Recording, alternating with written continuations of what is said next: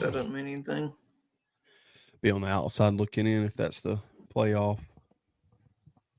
Well, so far, playoff, we've been higher in the playoff rankings than we have been in the coaches in the AP. So, we'll see.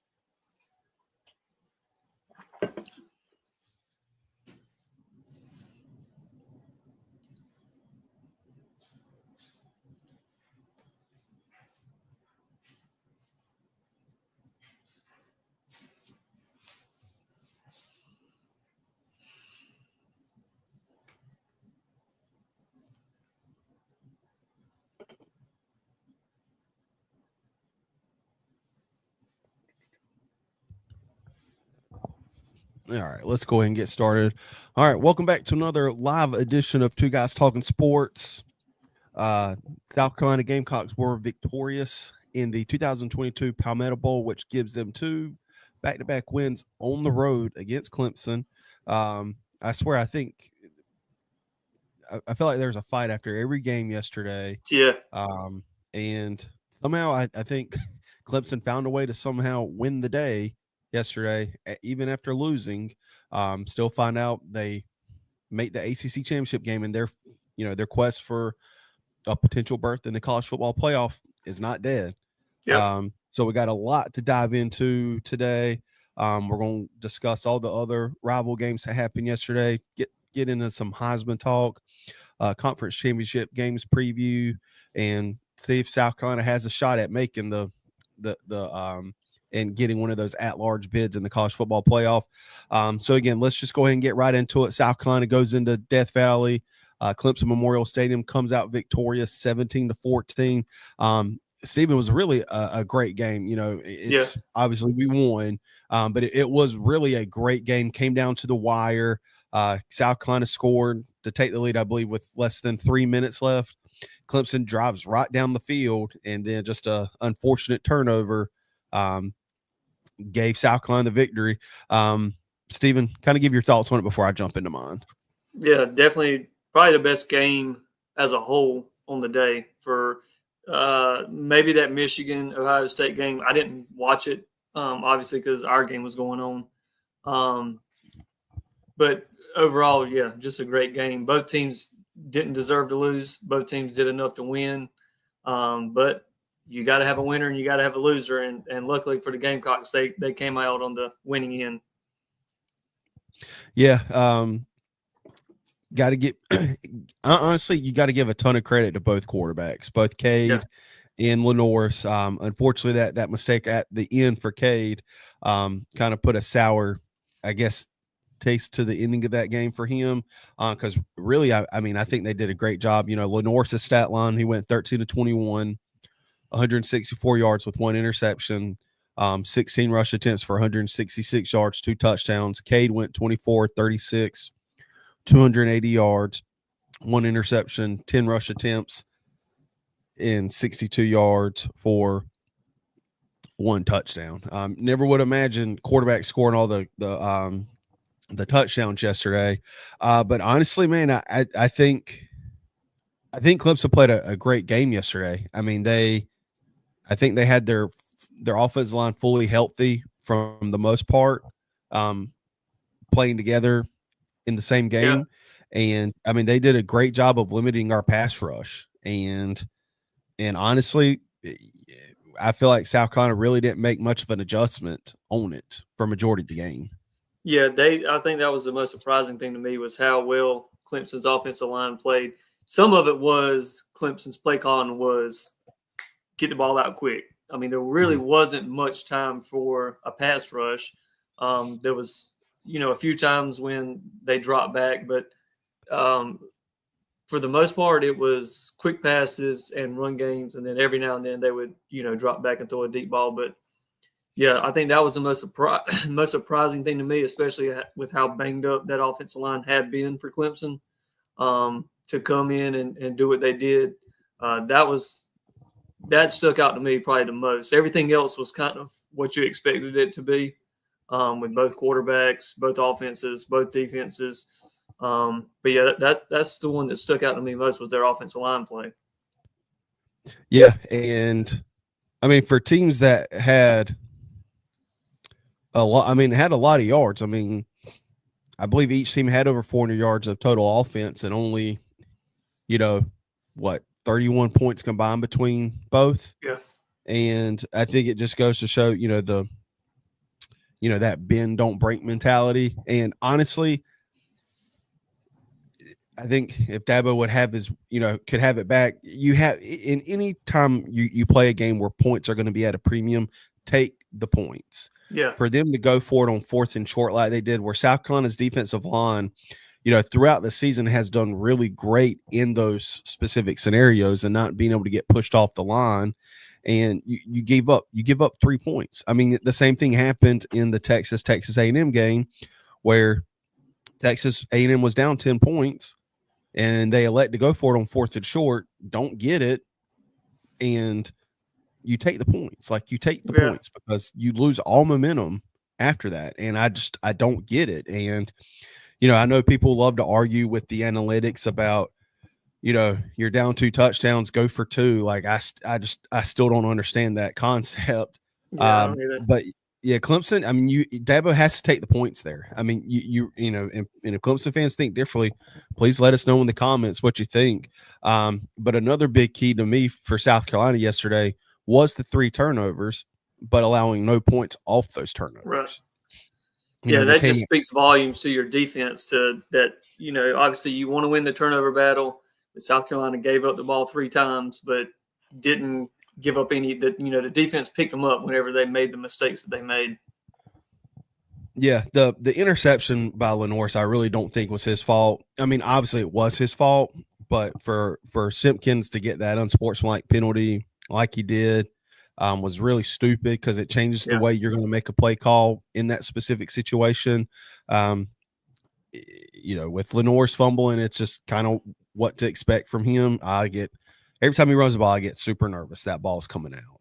And he hasn't really done much to kind of ease our conscience on it or our worries about it. And then the same thing with Rocket, another huge fumble. And like those turnovers for South Carolina came in big times, like open and drive. We were driving the ball pretty easily down the field, turn the ball over and lose all momentum. Same thing with Rocket, running, moving the ball, turn the ball over, the interception. And but again, the big factor was you did not score any, did not give up any points off those turnovers. And I mean, that ended up being probably the game changer.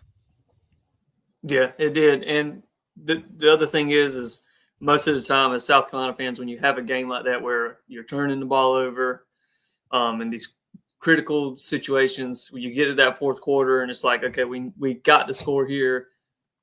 Yeah. Usually in the past you would think, okay, they will never win this game. But, like we've said, it seems like the culture of South Carolina and just the way that they play has completely changed because there's been games where you're just like the Missouri game, now this Clemson game, where you're just like, okay, normally when they get in these situations, they usually falter here and end up losing the game. And instead they do the exact opposite and do exactly what they need to win the games. So definitely a culture change for sure. Yeah. But yeah, I mean, neither one of these teams deserve to lose. The Sellers fumbling deal, that'll be a point of emphasis all offseason on him and how he carries the ball. Just grip strength. A lot of it is just in those situations where if you just tuck it a little bit tighter, that ball's not coming out. So, but that's something they'll work on, and it's not really something you can work on throughout the year. I mean, you can, but not as much as you can in the off season where you don't have a game every week, and you can just work on different things. But overall, what Lenore Sellers has done since that Alabama game, he's got it. He does. I mean, truly. And I've never seen a player make such a turnaround so fast at such a young age. Yeah. To where you could say 1 minute he didn't have it to the literally flipped it within a week. And it was just like, okay, each week he's got it more and more to where you do feel confident in that situation that he's going to make something happen. Yeah. It's, I think his ability to run the ball like he does really helps him because, if he has that ability to break off a run, the defense has to, kind of bite on that. And it's like you either bite on it and he passes it, or you don't, and he just takes off and runs. Yeah. So that adds a huge like weapon in your arsenal, having a quarterback like that. And I think his passing is going to get better. Like he has passes that he's comfortable with. There's some he's not comfortable with. And I think it's just only going to get better with time. Yeah. With Clemson, I mean, I think I understand Clemson's frustration with their offensive play calling because, I mean, they had a ton of success passing the ball over the top against us. I mean, now the first one on Judge Collier, that you just kind of have to chalk up and say, that was a good catch. Some of those catches were just insane catches. Well, he got lucky on the bounce. So it's, I mean, and then the second one, I mean, that was just a heck of a catch. Like you can't fault it. So but again, for them to go away from the passing game, I wouldn't say completely, but with the amount of space the South Carolina secondary was giving them, I would have just dunked it all day. And then they just couldn't really get the run game going. I think we held Phil Maffa to, hold on. A lot of that going away. Yeah, a lot of that going away from those deep passes is you do have to sit back in the pocket. And I don't think that they wanted to do that over and over again because eventually they were going to give our defensive line time. Like I said, a lot of what they were doing was quick pass, quick pass, quick pass. Okay, well, we got to respect the quick pass or the run. And then, okay, well, he dropped back. We didn't quite get to him. They hit the deep ball. Yeah. But if you go deep ball, over and over, eventually that pass rush is going to get to you, no matter how healthy that line was. So that could have been some of it. Again, the play calling, sometimes you just don't understand with Clemson, but I'll take it. Yeah. I'm happy he did it the way he did. But the comment we had, I do think our coaching staff had the players ready.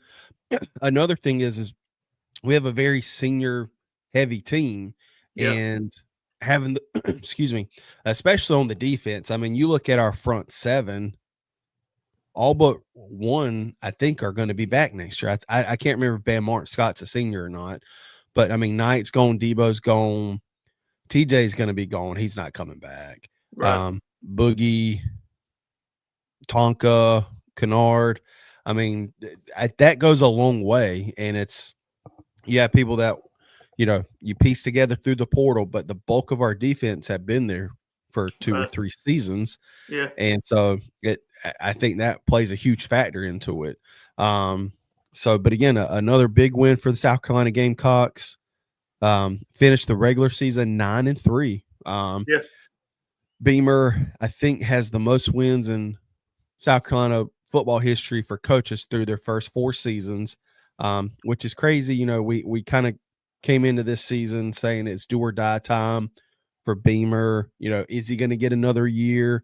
Then it kind of broke that Ray Tanner was going to be stepping away as athletic director. What's the new athletic director going to be looking for? Is he, happy with the trajectory of the football program? So kudos to Beamer and his staff for the turnaround this season's had. We were sitting at 3-3. after 6 games, and we finished the season 9-3 with an opportunity, and we've got a great case to make the college football playoff. Will it happen? We don't know. But this football team's done what they were supposed to do to make their case and finish this season strong. Yeah. And all you have to do is just sit and wait and see how everything falls after the conference championship games next week. Yeah, and for their, I think Vegas had our over/under win total set at the beginning of the year at 5.5 to finish with 9. I mean, that's kudos to the coaching staff for what they've done, especially with how tough the schedule was. I mean, you did play the number 11, strength of schedule in the toughest in the country. So to finish 9-3, like that. And some of the wins that they had and how big they were. I mean, I think we finished the year with 6 straight wins. 4 of them were against teams that were ranked at the time. I think 3 of those we had 3 wins within that time period that were 20 plus, in margin of victory. Yeah. So I think just insane. Sorry. Yeah. I think another thing to note is we were 4-1 on the road this season. We had wins at Kentucky, at Oklahoma. Well, I mean, we took Alabama down to the wire, win at Vanderbilt. And I mean, that's not easy, easy to do week in and week out. Like Beamer said in his press conference yesterday, it's not like when they play on the road, they're playing in front of 20,000 fans. I mean, these are packed stadiums, outside of Vanderbilt, that's normally heavy leaning towards the away team most of the time. But going in and play the way we did on the road was very assuring, because, and that was kind of a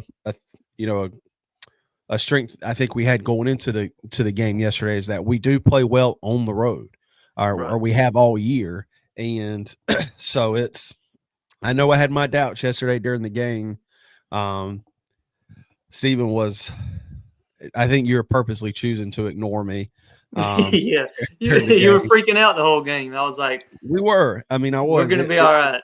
It wasn't looking good. I saw a couple of people complain about this on Clemson side, and Dabo even said the reviews did not go their way yesterday. The fumble one I didn't truly understand. The catch that was ultimately ruled incomplete, I think was the right call, because I mean, based off the rules, it's like where are your feet when you have possession, not when the ball hits your hand. Where's your feet at when you have full possession of the ball? And his right foot was out of bounds. So I mean, I think that was the right call. I mean, I think they had a case to make with Delvon Campbell. I truly think that was a catch, but that wasn't even reviewed.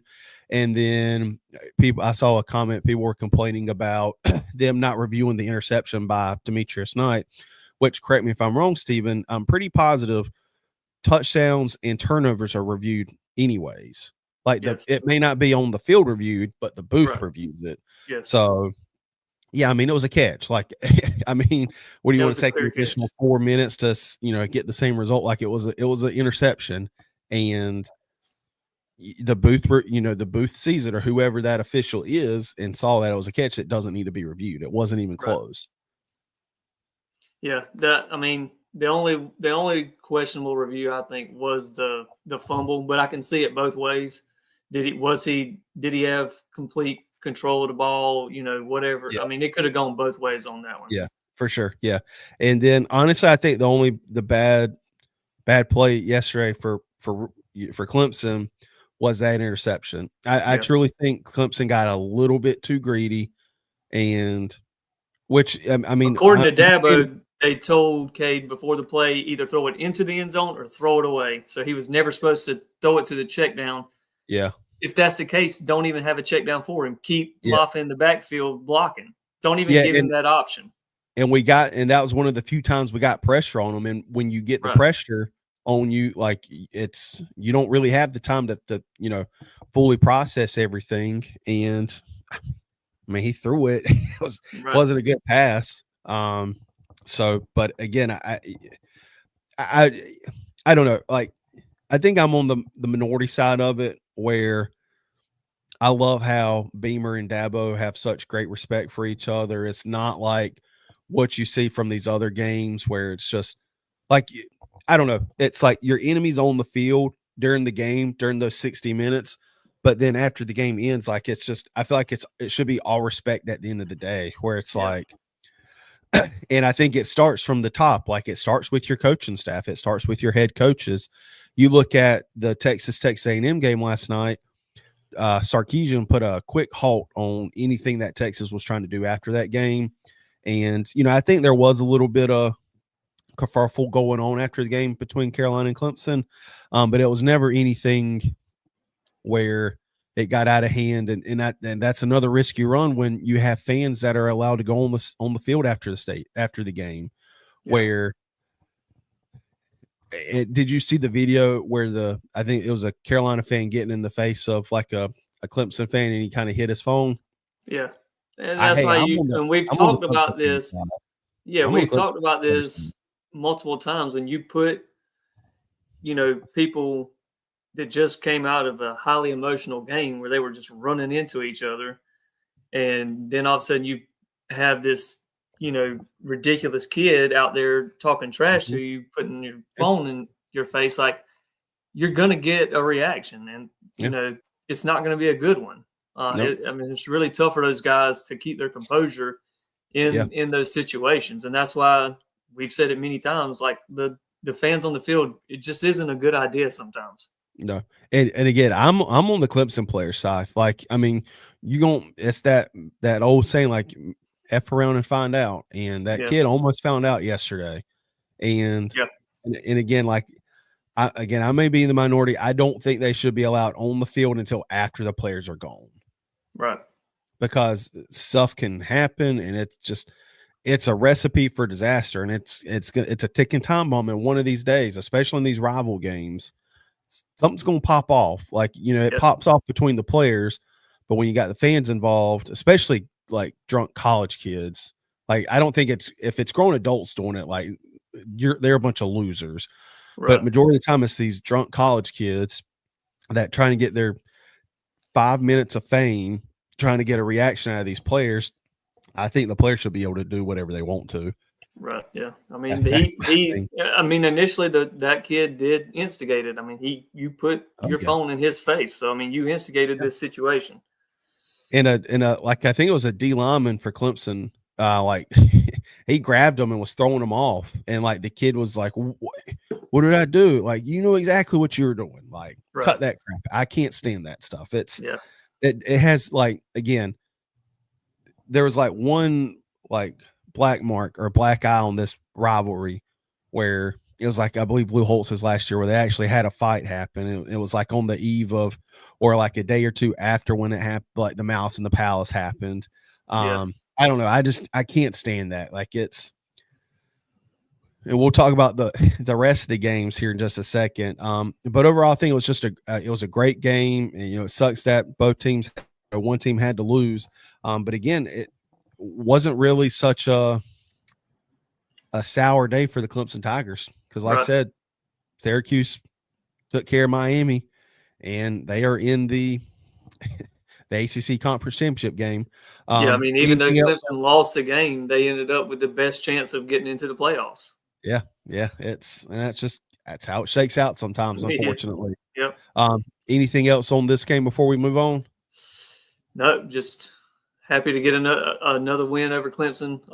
Again, I think it was the biggest Palmetto Bowl in the history, or the most important, and it kind of played out that way. You could tell both teams were doing everything they could to win the game. It was probably one of the best games overall in recent memory. Mm-hmm. Again, both teams did enough to win, but one team's got to be victorious, and I'm glad it was the Gamecocks. Yeah, exactly. I think this was it was a well-earned victory. Beamer truly cares about this football program. Yeah. And I know Dabo loves Clemson's football program. I don't know if Clemson fans are necessarily happy with the trajectory of the football program when it comes to NIL and transfer portal. But hey, again, you're still fighting for a chance to go to college football playoff. Like, you're still fighting for a top 5 seed. I mean, if they win Saturday, they are a top 5 seed, and maybe get a first round bye. I mean, you never know. Insane, yeah. So let's get into the rival matchups. We'll start out with probably one of the bigger rival games in the country, if not the biggest in terms of the entire country. Michigan, Ohio State. I mean, Michigan winning 13-10. You have to be embarrassed if you're an Ohio State fan. You're like a 3 touchdown favorite. I think it was like 23.5 points, 24-point favorite to beat Michigan, who are, coming off a national championship last year, or 6-5 heading into this game. They have no offense. You're at home. You're playing at Ohio State, and you lay a dud like that and lose 13-10. And not only that, now they're out of their conference championship. Yep. And honestly, I think they end up firing Ryan Day. I mean, he's now 1-4 in that game. He's lost 4 straight to Michigan. 4 straight. Again, this is a down year. It's outside the national championship year in the year before, like Michigan wasn't. I mean, there's nothing special about them. Like they were just an average football team. And to lose 4 in a row, it's not like he built this program up. I mean, he inherited a Cadillac from Urban Meyer, and they've it's just nothing. It's nothing special about them. Yeah, this was a game, and unfortunately, Ohio State, they're still going to be in the playoffs. They're not going to get dinged much for this loss. I'm trying to think, but like, who was it that Ohio State's already lost to this year? It was a bad loss as Oregon. Well. Lost to Oregon. Okay. So not a bad loss there, but this is a bad loss, and their best win is who? Penn State. Penn State. Who now is going to end up playing for the conference championship. Mm-hmm. But this game, and from just what I could tell, whenever they would come in and do the in-game highlights or whatever, it was just a sloppy game. I think bunch of 2 or 3 interceptions that were at the within the 20, like going in to score, and both teams throwing interceptions. And then just to mark it off with that fight at the end where players are getting pepper sprayed, and that was insane as well. It's a sour look, man. It's not a good look in my opinion. Yeah, and the bad thing was the players that got pepper sprayed, I don't even think they were involved in anything that was going on. I just think the cops are trying to break it up, because I think I think a Michigan player, somebody got hurt, and I don't know the severity of how hurt they got, but it's like it's the only way you could break it up. I mean, it's stupid. It's like you got your butt kicked for 60 minutes, and I get it. Like you don't want somebody planting their flag on your field, but you had 60 minutes to beat them. The thing is, like now, it happens every rivalry game. Like it's so stupid. Like, what does that even? Team, the winning team, they're gonna go and they're gonna put their flag in the middle of your field, especially if it's an away game. And like the one Michigan player said that they were interviewing, it was like, look, people just got to learn how to lose. Like you lost the game, you had a chance, like you said, 60 minutes. If you didn't want to lose, do something about it during the game. You didn't. Don't be sour and upset because somebody's celebrating. It's just it doesn't look good, especially and I get it. Ohio State's pissed because now they're missing out on a conference championship. But again, you had a chance during the game when it mattered the most, and you didn't do anything. Yeah, and I think a good thing that you can start something you can start doing to kind of combat this. They're making all this money. You start finding these players. Yeah. I could be wrong. I don't know if that's how it works in the NFL. But you don't really see that happen much in the NFL. Like you may see like players individually getting into something, but it's very rare when a scrum breaks out between the entire both football teams. Yeah, for sure. They get fined for sure. They get in the NFL. They get fined for certain penalties. Like if you hit a player too hard or something like that, and you have unnecessary roughness, you'll get fined like $20,000. Yeah. So yeah. Start finding them. Yeah.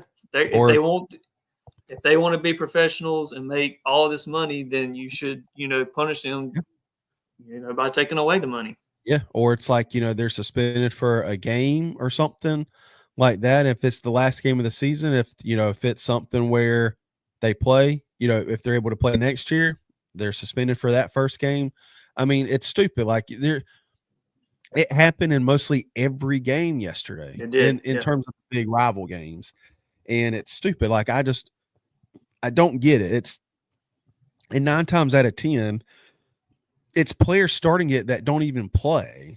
Right. You look at when they go plant the flag and whatnot, or arguing or yelling at players. It's the players have clean uniforms. Like you can tell they have not played all game long, and it's stupid. And it's like somebody's going to get hurt.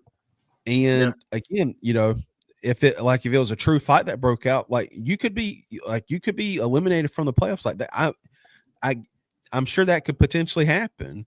And I mean, if you go back to that fight that South Carolina and Clemson had many years ago, they were both bowl eligible. They both were suspended and weren't allowed to play in their bowl games that year. Yeah. I mean, it's just Ohio State could have really just, if the NCAA did that, they could have really just screwed themselves out of the playoffs in general just by starting a fight. Yeah, it's crazy. But yeah, I honestly I think Ohio State has to move on from Ryan Day. Like, I mean, they're making the playoffs, but again, they're there because they're a huge brand. Right. They're 10-2 on the season. Are they one of the best teams in the country? I don't think so. But and we're going to get into this in a little bit, but they're Ohio State. I mean, it's they're not going to be held out. But hey, huge win for Michigan. I mean, that's for a season that they were having.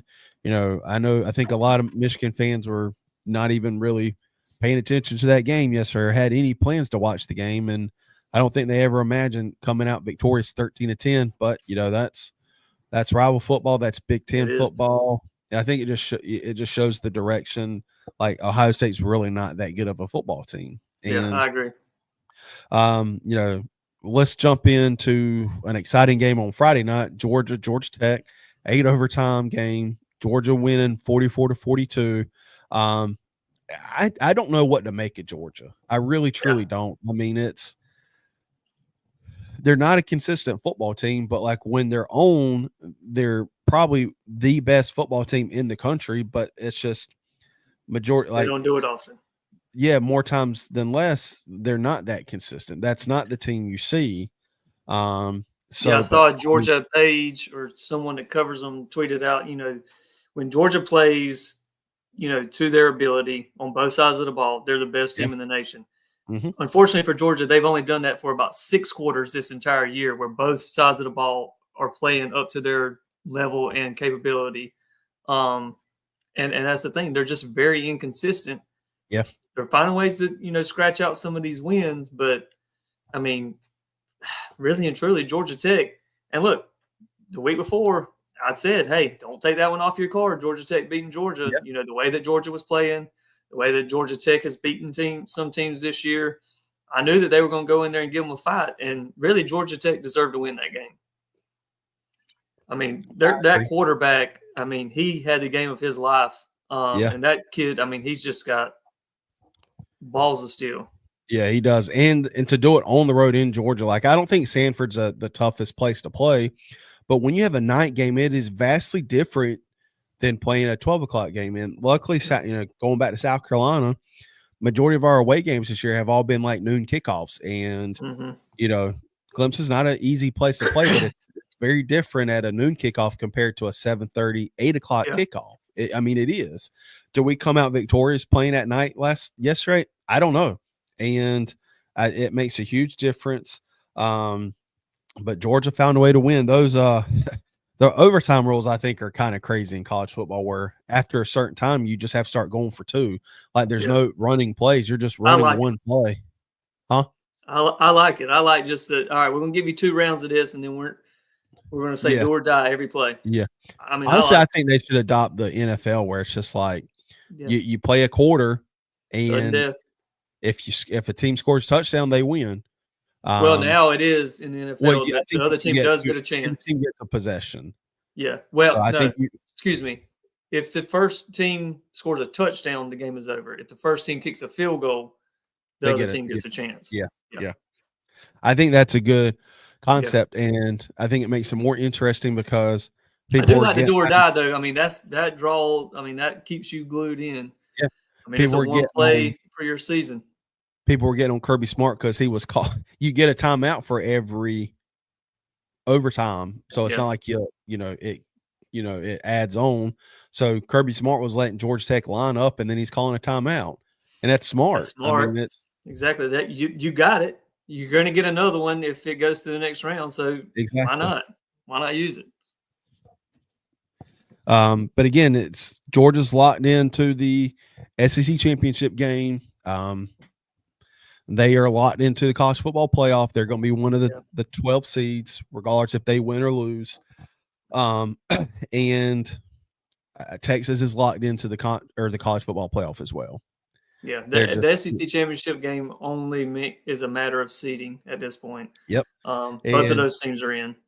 Yep. And speaking of Texas, they go on the road. This is probably their most impressive win of the season, 17-7 over Texas A&M at Kyle Field.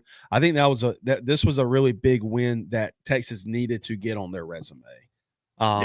If they lose last night, I still think they make the college football playoff. As a 2-loss team, again, it's as much as we want to say it's the 12 most deserving teams. They factor in brands. They do. For sure. And me and you, I think, argued this, I think 2 seasons ago, when I think you were arguing for Alabama to get in and I was arguing for TCU. Right. And I mean, it plays a huge factor, and that's something I think is going to go against South Carolina if it's choosing between us and Alabama. But Texas goes on the road. That Kyle Field's not an easy place to play. I truly think Texas was the better team. Again, I don't understand Texas A&M trying to go for it on 4th down inside Texas territory. You're on like the 2 or 3 yard line. You're down 2 possessions. Like, you're going to have to get more points. Yeah. And it's get the points. Like, it's not rocket science. Get the points. You need those points. It's one thing if you're down like 4 touchdowns, like it's not going to matter. But you're down 10. You're down a field goal and a touchdown. Like, you're gonna have to get that field goal. So get the points while you can, and then you worry about the touchdown. And it's just like you lose all momentum, and that's exactly what happened. But that was a big win. Like Quinn Ewers, he had a lot of question marks if he was going to be fully healthy. Arch Manning had the big touchdown run on 4th down for Texas. That was a big win for Sarkisian in the Longhorns, in my opinion. Yeah, it was their best win, maybe. I mean, that's their best win. Yeah, which is insane. Their best win is just their best win is against the number 20 team. Yeah, I think Oklahoma was still technically ranked, but it was their first win against opponent that's still ranked. Right. So, so that's 2 teams that are locked in confidently or concretely, in my opinion. Let's jump to Miami, Syracuse. Speaking of, I called this one as well. Yeah, I don't know if Miami's guaranteed a spot in the playoff. I think it all depends on how I think it all depends on how the ACC championship is going to shake out. If Clemson if Clemson manages to beat SMU, I don't think Miami makes it. I think SMU would still make it, maybe. But Syracuse wins at home 42-38. Again, it's I don't know the analogy I'm trying to get to, but like Miami's just been kind of flirting with disaster all football season, where they've had something go their way, they've had calls go their way. They had a huge comeback against Cal, comeback against Virginia Tech. It was a shootout against Louisville. And who was their first loss to? Georgia Tech. Georgia Tech. But Syracuse handles business. I mean, they look pretty good doing it too. Yeah. And here's the thing with Miami that I don't think that they should be in is that they don't have a ranked win all year. And in the last 3 weeks, they've lost twice. They've lost twice in the last 3 weeks. Yeah. And you don't have a ranked win. Your strength of schedule is not good. You don't get to play in your conference championship now. Like, there's nothing on your resume that says that they should be in over some of these teams that have put together quite an impressive resume, especially when you factor in, Alabama, South Carolina, even, some of these other teams that may have at least one ranked win. Miami doesn't have any. I don't even think they played a ranked team all year. No, they didn't play a ranked team all year, so that they don't have any ranked wins. But their losses. Syracuse, it was a really good football team. I think they finished 9-3. They did, yeah. Georgia Tech also a really good football team. But the thing is like you said, Miami, not only did they have those losses, not having any good wins, they had a lot of wins that they just had to. Uh-oh. I think we lost Steven. Still there? Oh, you're back. You froze. There we go. Okay. Yeah, but Miami just doesn't have any good win. They don't have anything on their resume to say that they should be in. Honestly, dude, if you're asking me today, the best win they have on their schedule is probably Florida. Right. Yes.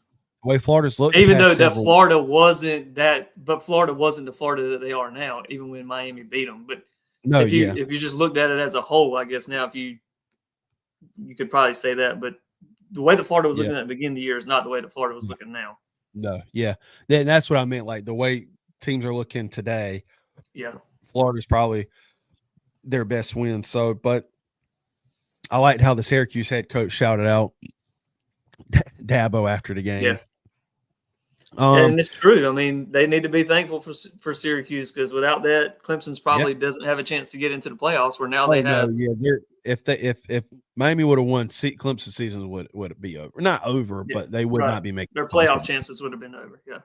Yeah. Iron Bowl, Alabama handle. I guess you could say handles business. That's what I'm saying. Like Alabama's just not playing good. Over Auburn. I mean, it's a rival game. Like it. I don't think it ever truly matters. Again, I could be wrong, because Clemson's really beating the breath out of us sometimes.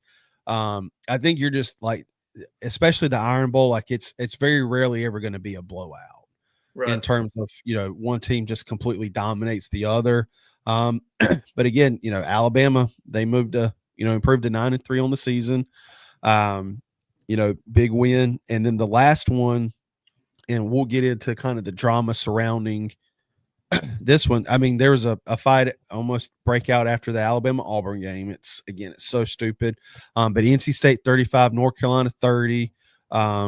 There's a fight that broke out after the game. It's absolutely insane how it just kept happening yesterday. It's like, God, get control of your football team. Like, it's so stupid. But North Carolina had a huge, drama-filled week. It was announced Mac Brown was getting fired. Then it came out last night that they wanted him to resign. Like, they wanted him to come out on Monday and say he's retiring. He's like, no, I'm not going to do that. This is the last game of the year. And then they wanted him to retire on Friday night, the night before the game. He's like, I'm not doing that either. And so they just made the decision to fire him. And I think it's a sour way that the way his second tenure at North Carolina is being handled. But again, that's the risk you run when you in South Carolina had this happen with Steve Spurrier. You hire these coaches that are on their last leg of their coaching career. They're older. It's only not a matter of if, but a matter of when they are going to either hang it up or get fired. And I think the writing had been on the wall all season for Mac Brown, but you have to factor in recruiting. It factored for South Carolina with Steve Spurrier, and it's gonna affect North Carolina. Yeah, and there's no right or wrong way to do it, but I think for Mac Brown, I think he's earned it throughout his entire coaching career. He should be able to go out on his own. Yeah, I agree. I don't understand. Like when Spurrier left, he left in the middle of the year, and everybody had a sour taste about that. But at least he said, look, I just don't have it in me anymore. I'm not doing the program any justice by staying on. At least they can begin the process. For Mac Brown, if he says, look, I'm going to retire, but just let me finish out this last game. Yeah. In terms of recruiting, I don't think much was going to change in this 1 week especially if he's already letting players know, like, hey, yeah, I am going to retire. This is going to be my last game. Like, there's no difference in him saying that and you firing him or him resigning before that game. Like, if he comes out and says, this is going to be my last game, it's final right then, no matter what. But now you just kind of, like you said, you took a legendary coach and you kind of just spit in his face there at the end of his career, and it doesn't make any sense why. Yeah, I mean, it was going to affect recruiting. I mean, it truly was. Like, it's because, you know, you have no clue who's going to be coming in to coach. You know, are they going to value a certain player the way his staff did? Are they going to run the type of offense that's going to suit that specific player at that specific position? I just don't think the timing of it was going to make any difference. Like, if he's gone either way. Yeah. I think honestly, I think in those situations that should be something that is announced before the season begins. Yeah. Like, I mean, again, I'm not sure when Mac Brown made this decision or if they kind of like said, hey, you know, we want this to be your last year, but go out on your own. Okay, well, still just come out and say, even if it's week 6, say, look, Mac's going to continue to coach. He wants to coach throughout the rest of the year. Yeah. You know, whatever it's going to be, sure. But just doing it this week and then like asking him to resign again and then firing him, that makes it didn't make a whole lot of sense. It's going to be negative either way because, again, like, and I just keep going back to recruiting. Like, I mean, it makes a difference because if you make the decision early, like, you still have time to.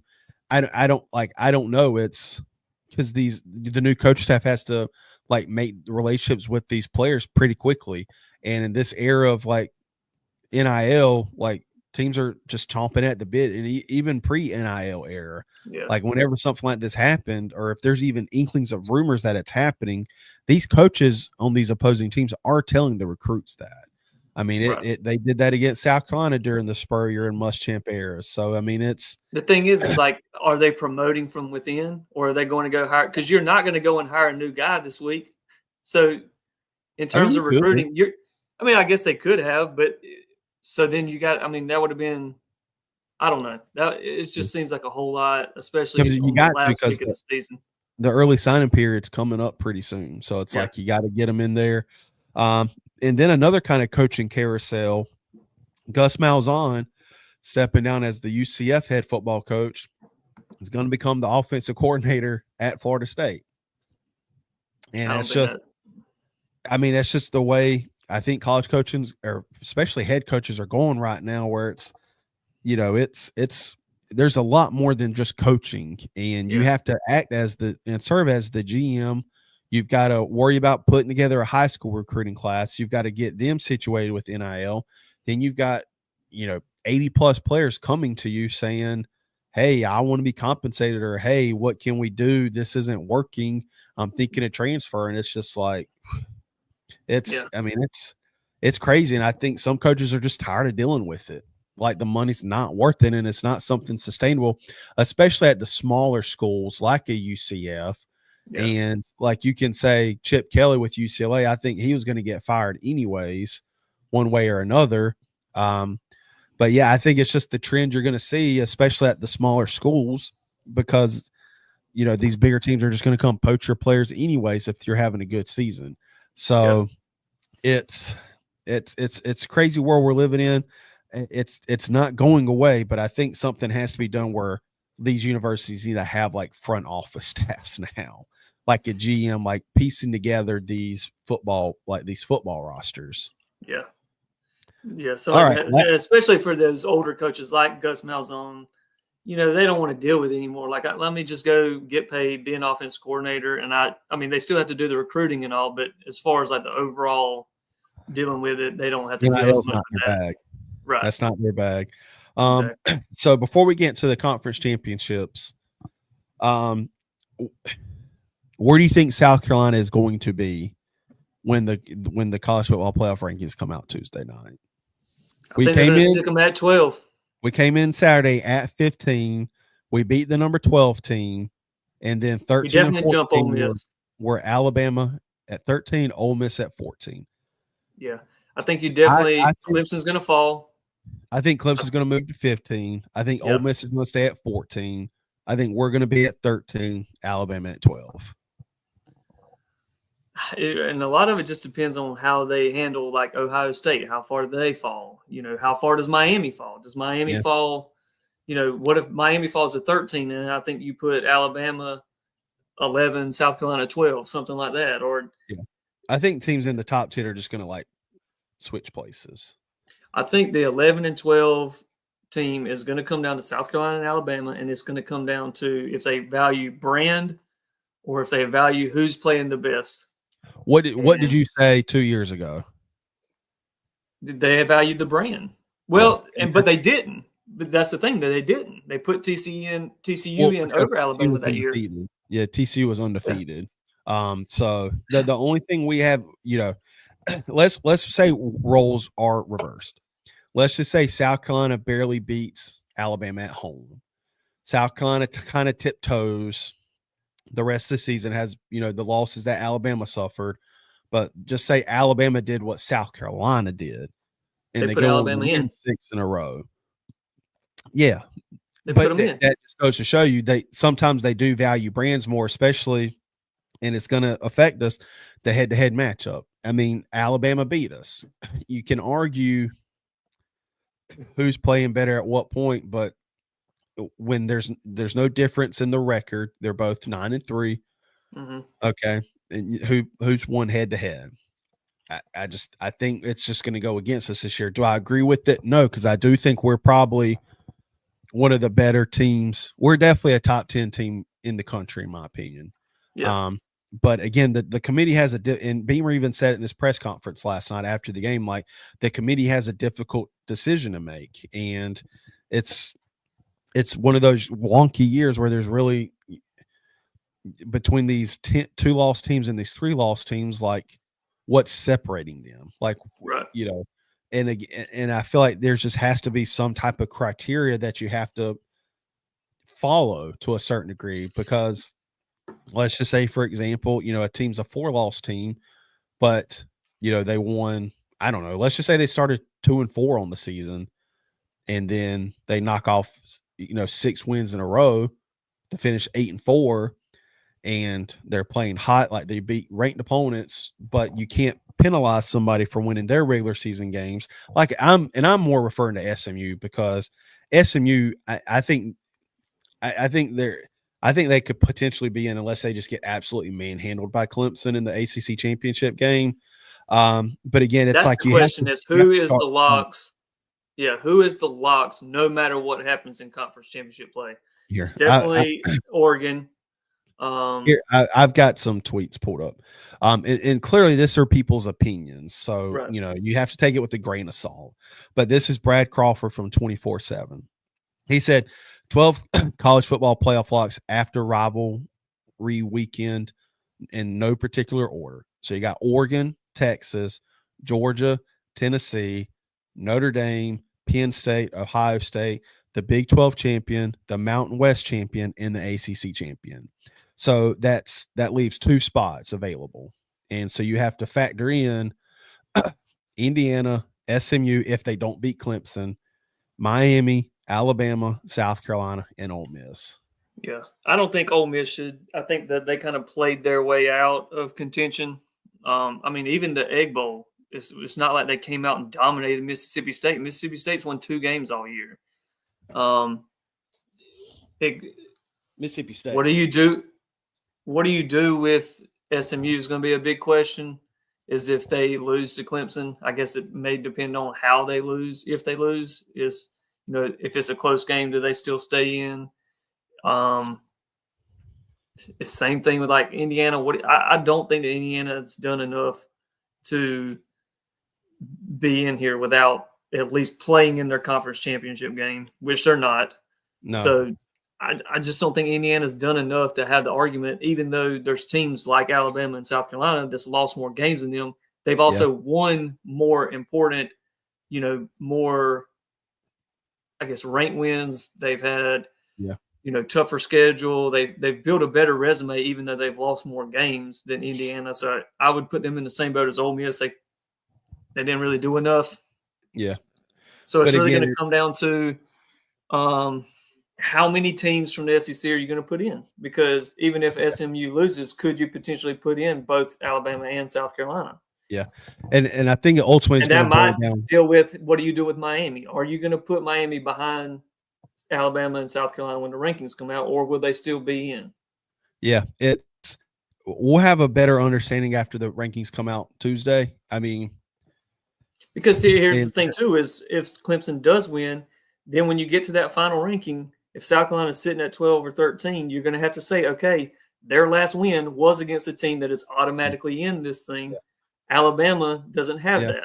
It's just just kind of looking at it from like an unbiased perspective. It's I don't know. I don't know how you can like okay, let's just say for example, South Carolina comes in at 13, Alabama comes in at 12. And so clearly they think Alabama is better than Clemson, or excuse me, than South Carolina. Let's just say Clemson ends up beating SMU in the AC championship game. I just don't know how I don't know how they can justify then now jumping South Carolina over Alabama. Right. I don't know, and it's tough when you're not playing. I don't know. It's really tough. Like, do I think we deserve it? Yes, but is it realistically going to happen? Probably not, because they're going to value if the teams are equal in terms of resume, they're going to take the brand. And I hate to say it, but Alabama's a bigger brand than South Carolina. I mean, Yeah. it just is.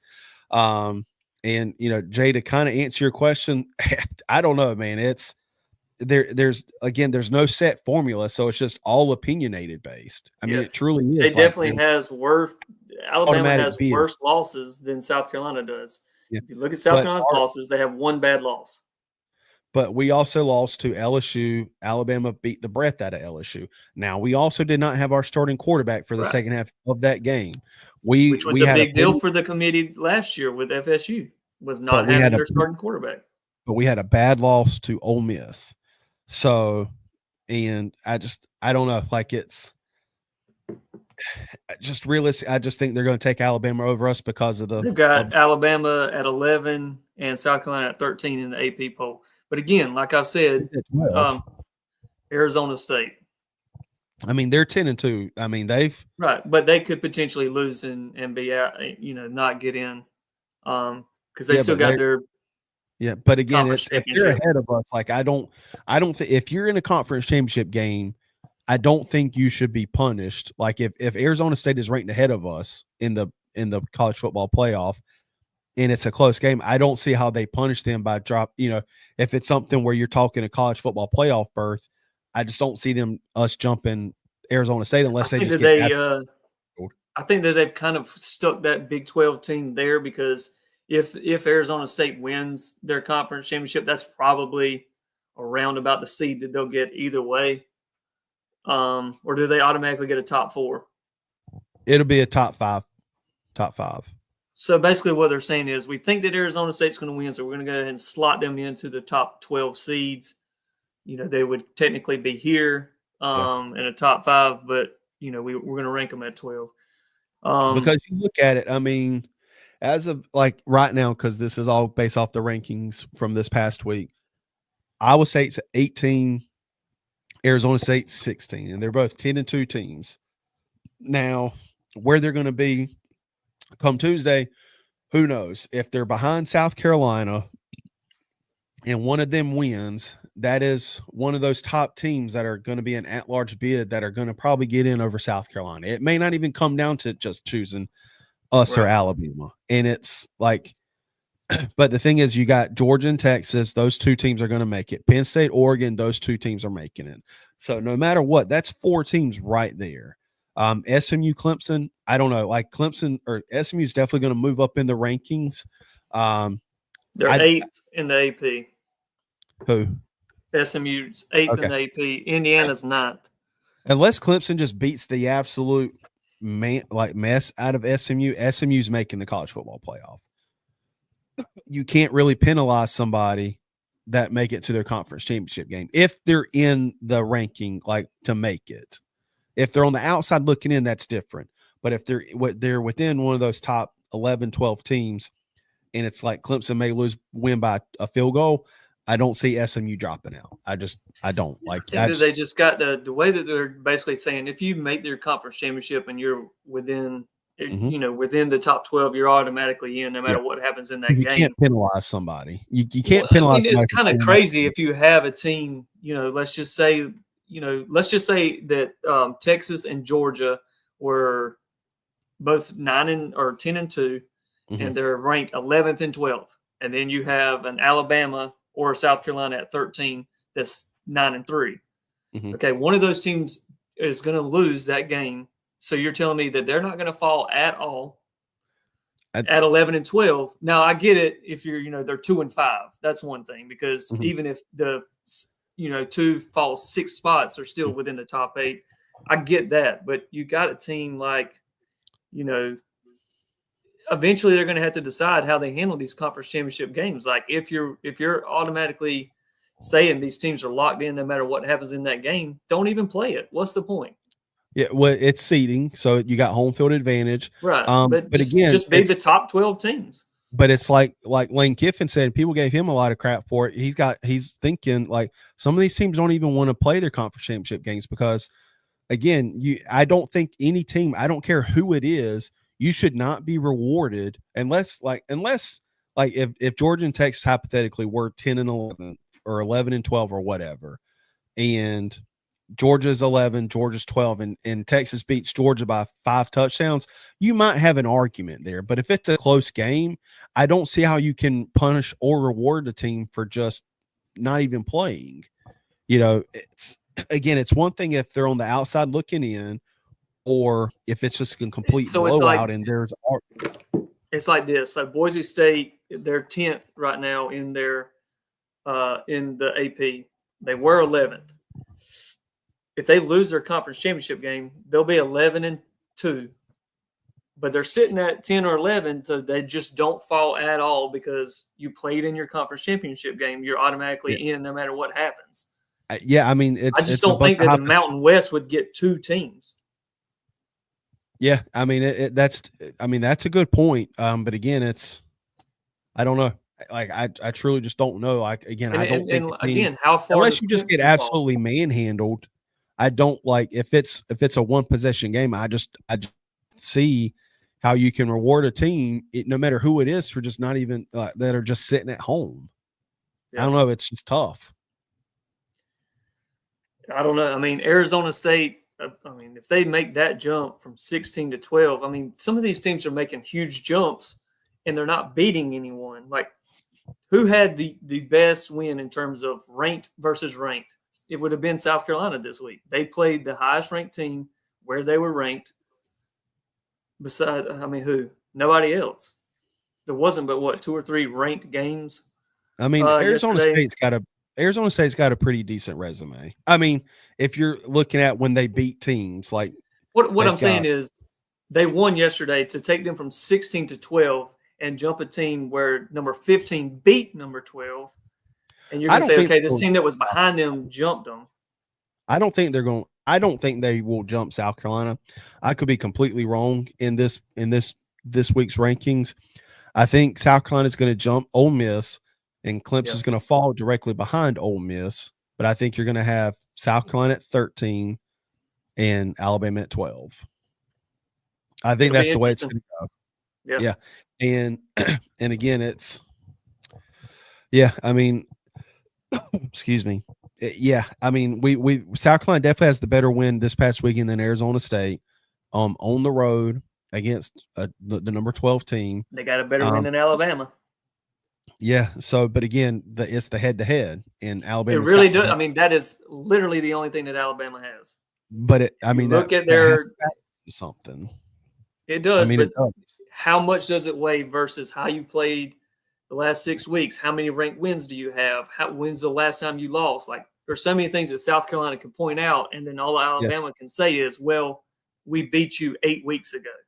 When also they absolutely manhandled LSU, who beat South Carolina. And again, I know we didn't have Lenore Sellers, but that's a common opponent we have between each other. Right. And I still think, just like we were talking earlier with Miami, you have to look at how teams were playing at the time. LSU was playing a lot better then than they were when they played Alabama. The same way that Florida wasn't playing as good against, when they lost to Miami as now. Like Florida probably would beat Miami now. South Carolina would definitely beat LSU now. South Carolina would definitely beat, and we should have won both of those games then. Yeah. The thing is, even that head-to-head matchup, South Carolina was a 21-point underdog, and you beat them by 2. I know, but you have to factor in how that head-to-head went. I mean, I get the head-to-head weighs a lot, but how much does it weigh in terms of how the game went versus everything else that the team has done since then? Yeah, no, and we don't know is the thing. We really don't know. Yeah, and again, they're probably if it's a tie, and I'm just honestly speaking, if it's like there's a toss up, it's choose one or the other. They're probably going to choose Alabama because of the brand recognition. It's that way. Even though I think that their brand is trending down, with DeBoer, I think it's trending down a little bit this year at least. It's how it's always been in college sports, and especially in football. It's unfortunate we might be on the other side of it, but we've done everything we possibly can to make a case. Yeah. We have a great case. I just think the two things we have going against us, it's the head-to-head matchup and the brand. It's Alabama, it's South Carolina. Now I think we have a big brand. I think we do. Like, I think if we were to make it, Carolina fans would travel, but it's Alabama. It's the stuff you were arguing for with Alabama should have made it over Texas or TCU. Well, that year I wasn't necessarily arguing for it. I was arguing that that's how they handle it. I thought that TCU should have been in. They had the better record. They had the better, I can't really remember now. I want to say they may have had the better resume. Alabama had 2 losses, I think. Yeah. And so I want to say they probably had a better resume, maybe. But either way, my argument then was TCU should be in, but it wouldn't surprise me if they took Alabama because of the brand. Now, they didn't do it that year, and that's what it'll be interesting to see. Yeah, because they were undefeated, and it's kind of the same argument where you talk, the rank, or excuse me, the schedule and everything, like who Alabama lost to that year compared to TCU being undefeated and winning their conference. They won their conference championship, right? Yeah, they weren't okay. So yeah, I mean, it's again, we have a great resume. Like, should we make it? Yes. Are we going to? TBD. I don't know. Like, we'll find out where we're ranked on Tuesday, and then we'll go from there. And we can kind of discuss, if you want to, if we have time, we can do like a episode or something reacting to it where we can discuss specific scenarios. I think a lot has to happen for us though to make it. Yeah. And it's unfortunate because we are playing, but we have the 3 losses at the end of the day. You can play the what if game. You can say, oh, we're hot, but we've got the 3 losses, and 2 teams that are in front of us beat us. Now, are they trending in the direction we are? No. But I think the bad thing is value though. If you're saying, okay, we think that they should jump Ole Miss. Well, Ole Miss beat us at home worse than Alabama beat us when Alabama was at home. So if you're just looking strictly at head-to-head, I would say that Ole Miss would have the better case versus us than Alabama would, because Alabama beat us at home by 20 plus. Alabama beat us. Georgia, and they're playing in the SEC championship. I'm saying what I'm saying is if you strictly take the teams, if we're looking at South Carolina and we're saying, okay, if they're going to jump a team, I think that they should jump Alabama before they would jump Ole Miss. If you're talking head-to-head, if you're going to say, okay, yeah, we think they should jump Ole Miss. Well, in my head, I'm thinking, okay, well, if we jump Ole Miss, we should definitely jump Alabama because Ole Miss beat us worse at home, and Alabama barely beat us at their home. So in terms of head-to-head, which one went, a worse direction, the Ole Miss game definitely did. So if you're saying that you think that we're better than Ole Miss now, you got to say the same thing about Alabama. Yeah, that would be my case. Yeah, it's a huge debate. I mean, rightfully so. Like I said, South Carolina's we've got a great case to make. I truly think we do. Is it going to happen? I don't know. And I think if Clemson does beat SMU, I think that only adds to our case when that final ranking comes out. Yeah. So you could even see it. I mean, you could see Alabama 11, South Carolina 12 or something like that, and then it flipped because of the Clemson outcome. Yeah. I mean, if Clemson beats SMU, do I think we could potentially jump Alabama? Yeah, but again, I don't know. It's like if Clemson beats SMU, like I said, I think SMU's in there. So that's another at-large bid that is taken away from South Carolina and Alabama. Yeah. So I don't know. We'll find out more because they're going to stick them there. They're going to stick them there to where it's not going to be like some crazy thing to happen. They'll be right. Even let's say if South Carolina jumps Alabama. Yeah. They'll still be neck and neck to where when that last week comes, they could easily flip them again and be like, look, just, after we reviewed it or whatever, we think that this team is actually more deserving, and then not be like a 16 jumping at 12 at the last week. Yeah. Yeah. It's going to be interesting. So we'll know more when the rankings come out on Tuesday. We'll spend a couple brief minutes talking to conference championships and then Heisman. Iowa State at Arizona State, kickoff schedule for noon on Saturday. I think Arizona State's probably going to win this game. Yeah. We'll leave it at that. I don't really watch Big 12 too much. Georgia, Texas is a neutral site. Kickoff schedule for 4 p.m. on Saturday. Honestly, Georgia got the best of Texas last time, or the first time it was at Texas. It's a neutral site. You don't really know what you're going to get from Georgia. I think Texas wins this game. I truly do, and I think it's. I think that Georgia's been trending in an inconsistent. It's like they're way of play. Yeah, they're up and down. You don't know what you're going to get. And even in games, like you'll have a quarter where they're dominant, and then you'll have the next two quarters where they just are terrible. And I don't think they had a touchdown until the fourth quarter on Friday night. Yeah, I mean, I'm going to take Texas.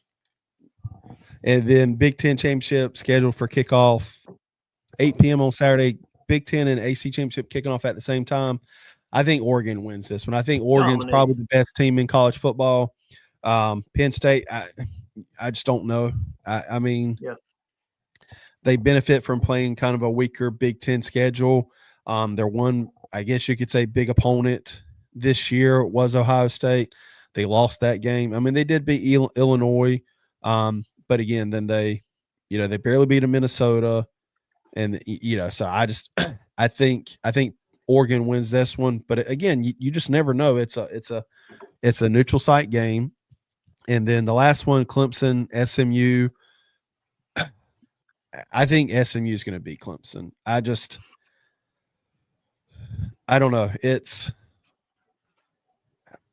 I just don't. I don't know. I think the best thing for Clemson going into this game was losing to us and just kind of having that fire in them now to try and go out and prove themselves again. I think they will have more fire in them now to play this game than if they beat us and Miami still won and they got into the conference championship game that way.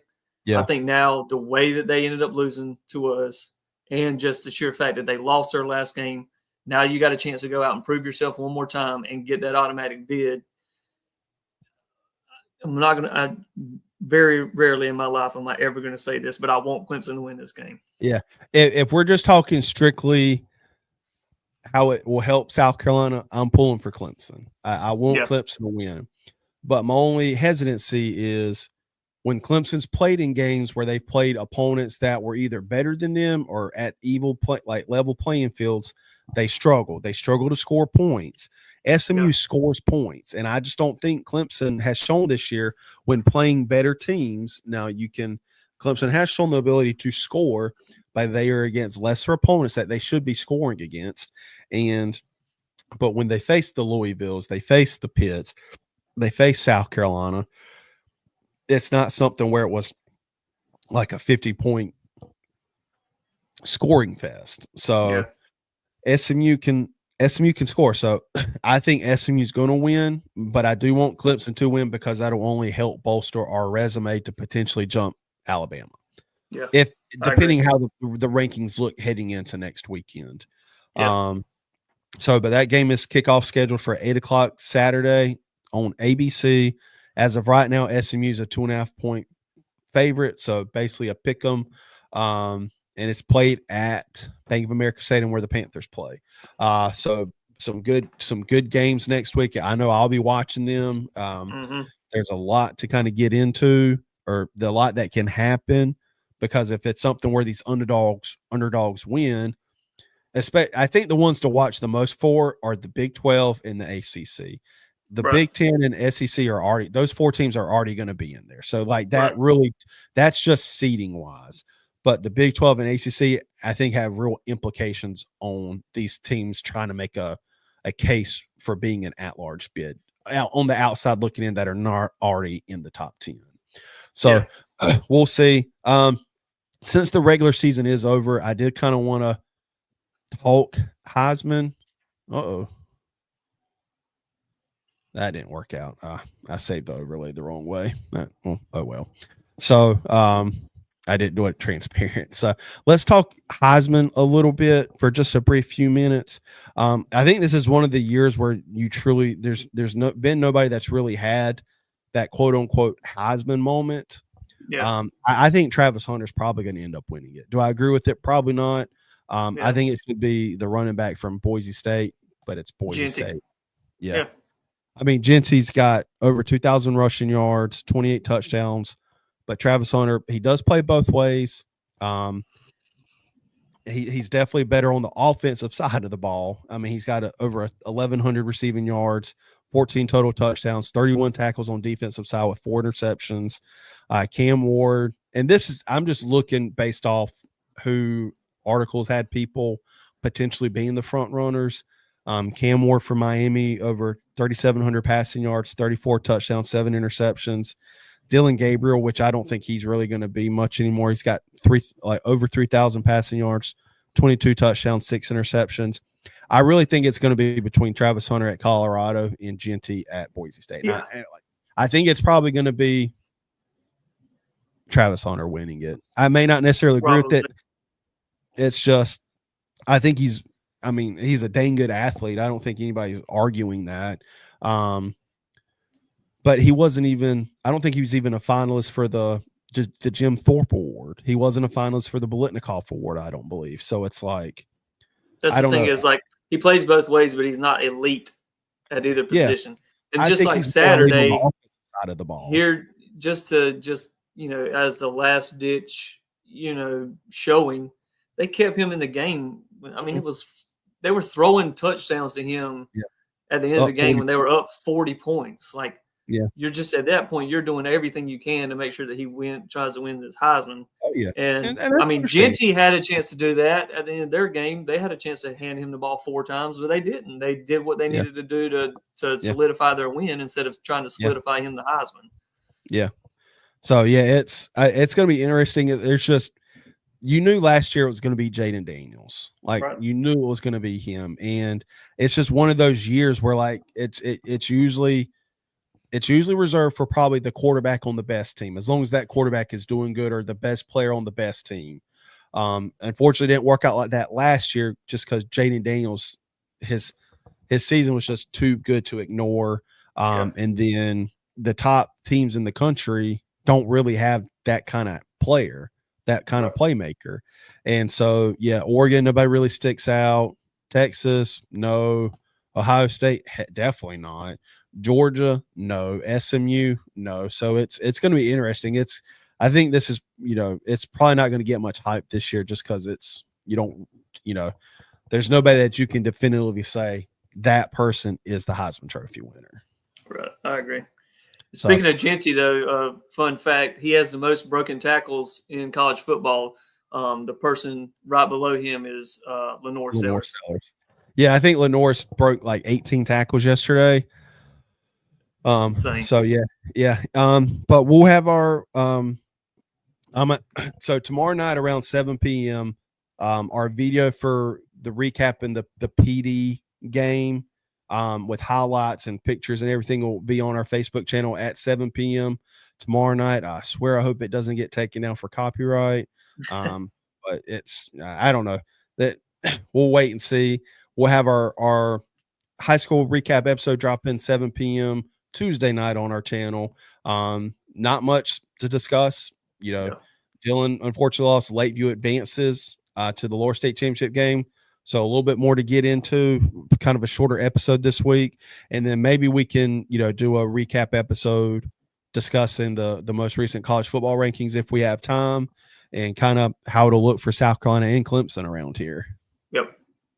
Steven, anything else before we get out? Go Gamecocks. Yep, go Gamecocks. Bowl champs. That's right, for 1 year. But we'll see y'all next week.